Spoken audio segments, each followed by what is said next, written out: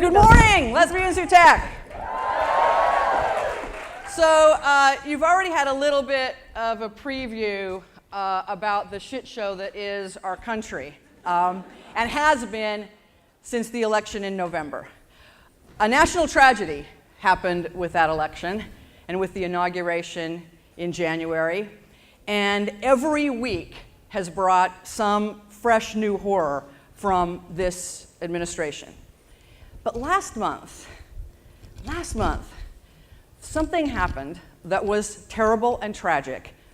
But in the seeds of that moment, I felt like, we're onto something here. And maybe this could provide an impetus for real change and real revolution. And that was Charlottesville. Now, what happened in Charlottesville brought to light several things all at one time. Obviously, this resurgence always existed. Let's be super clear about this. White supremacy has always existed. White nationalism has always existed. Racism has always existed. Nazis have always existed. But they now have a home in this administration. So what Charlottesville shined a light on was the deep, dark secret that we have not ever fully dealt with in this country. And yet now there is safe harbor for these folks in this administration. That cannot stand, right? So,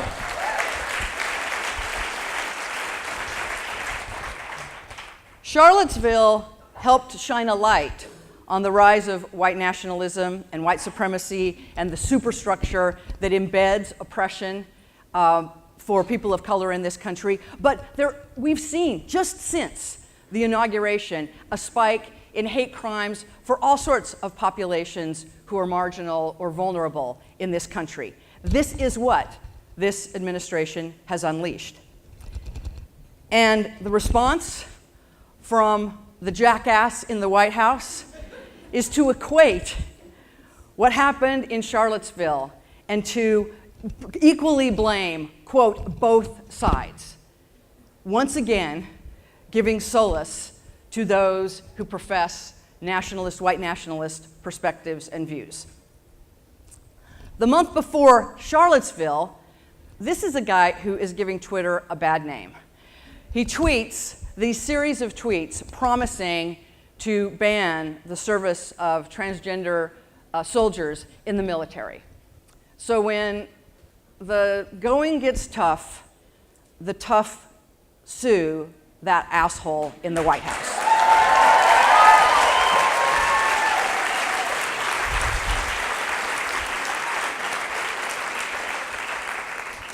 So when this policy was announced, NCLR, along with our colleagues at Gay and Lesbian Advocates and Defenders in Boston, we didn't even wait for the actual policy to be released. We filed our lawsuit within 3 weeks of those tweets. And now we've been joined by our colleagues at Lambda Legal and the ACLU and Equality California. 5 lawsuits right now challenging the transgender military ban.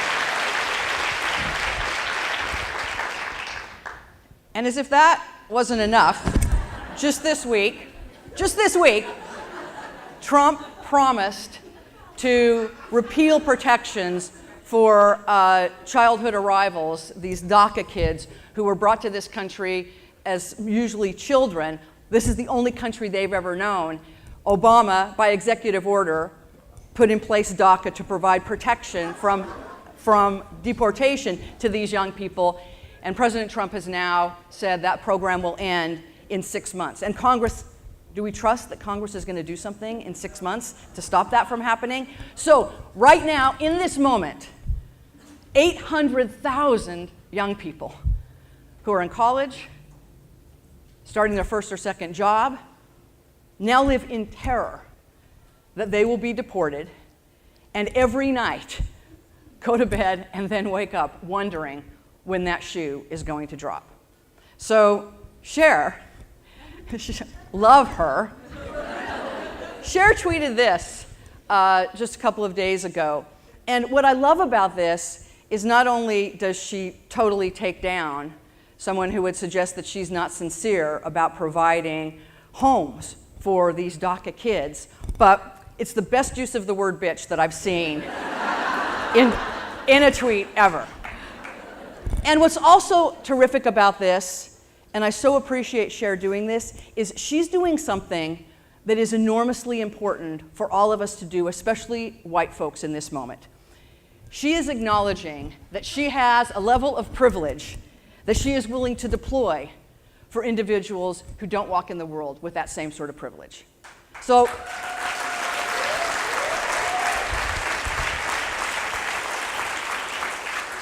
particularly for the white folks in the room, and it doesn't matter queer or not, because even though your queerness may mark you for disfavored treatment, for many of us, that queerness is something we can choose to hide or cover or deploy at our leisure. That is not true for most people of color in this country. So as a white person, you have privilege whether you want it or not.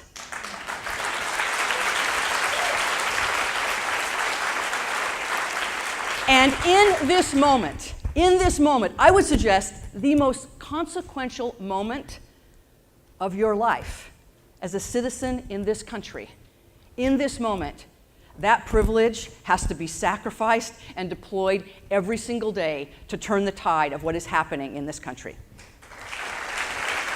So, here's some things you can do as white folks and folks of color. No cowering.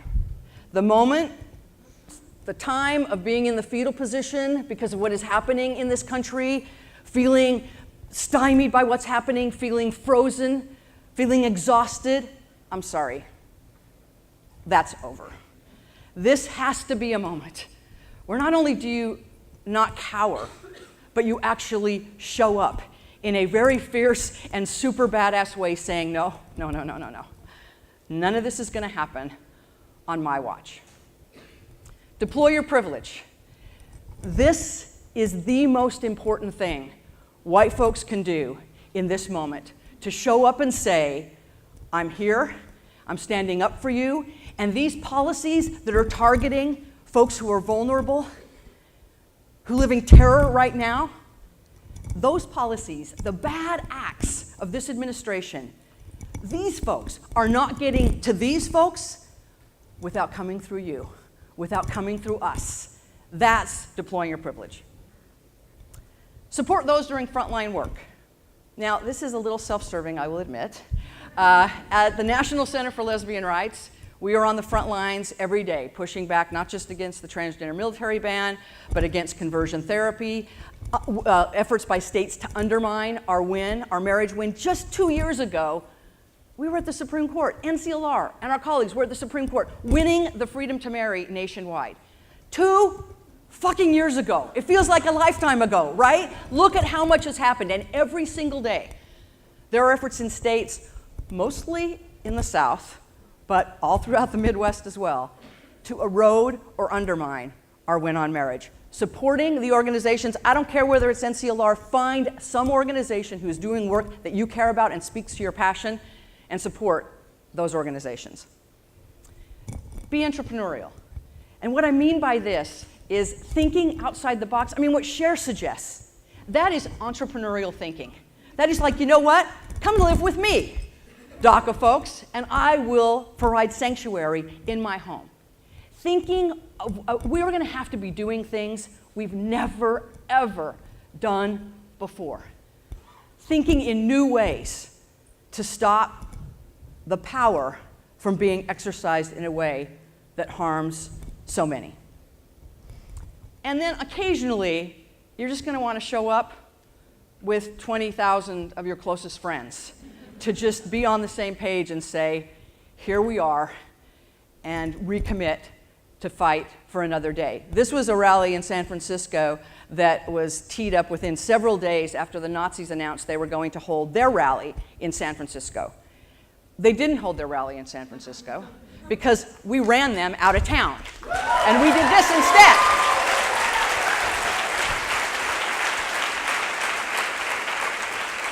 Yeah, and the horse you rode in on. That's really what we told them, and they left. Elie Wiesel was a Romanian-born American writer who was imprisoned at Auschwitz, survived the Holocaust, and went on to become obviously a very celebrated individual. His earlier quote, that no person is illegal, was also screened earlier. This is some of the most important lesson. This is maybe the most important lesson of this moment that we're in right now. If you are neutral, if you're just not political, if you're tired or if you just can't be bothered, you're complicit in the oppression that is running rampant in this country right now. Neutrality helps the oppressor. Neutrality gives permission for the oppressor to continue their actions. And neutrality is a manifestation of your privilege. You don't have to care because you're not going to be the one targeted. The other thing, so get involved, be engaged, and then I do recognize that there are times where you just have to go to your happy place, find joy. This is the new man in my life, my 7-month-old grandson. Now, I know, it's awesome. Now, while you can't have him, it's amazing the difference his birth has made in my life. Not just for the joy that he provides and for just this wonderful new experience of being a grandparent, which I'm like, I can't effing believe it, but because I feel like, of course I've always fought for my kids, I fight for my community, but I want him, when he comes of age, to be able to look back on this moment and say, that was perhaps the most dangerous time this nation has faced, an existential threat to this very fragile, as we are learning, democracy. And yet, people came together, my badass grandma among them, and we took our country back. And they did not win.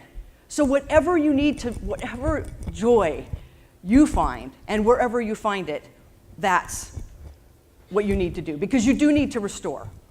So whether it's going to the museum, hanging out with friends at a barbecue, being engaged and involved in volunteer activities that have nothing to do with activism or resistance, that's all fine.